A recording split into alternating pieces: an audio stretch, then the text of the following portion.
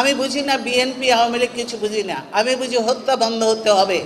কোনো দলের লোককেই হত্যা করা যাবে না, তারা মানুষ। সেই জন্যই আমরা তাই বলছি যে আমি যে ইয়েটা দিয়েছি ইলেকশন কমিশনের প্রস্তাবটা, এটা কি তোমরা পড়েছো? সবাই পড়ো নাই। এটা বই আকারে করা হয়েছে, কিন্তু তোমরা পড়ো নাই। তাহলে তোমরা কিসের ছাত্র? তোমরা কেন ছাত্র দল করবে, বা তোমরা যুবদলই বা কেন করবে? যারা এই বস্তি থেকে দিয়ে বস্তির ছেলে পেলে এনে দল করতে যাবে না।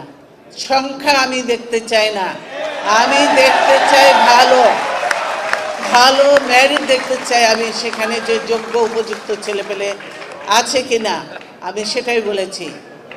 আমরা দেখেছি যে এখানে আছে, এরা সব দিক থেকে উপযুক্ত ছিল, তাই আজকে তোমরা ওখানে বসে আছো, এরা এখানে স্থান পেয়েছে। এরা আরো সিনিয়র হয়ে যাবে।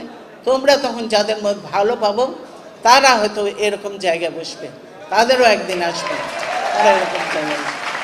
কাজে সেই জন্যই বলতে চাই, তোমাদেরকে এগুলো জানতে হবে। ইলেকশন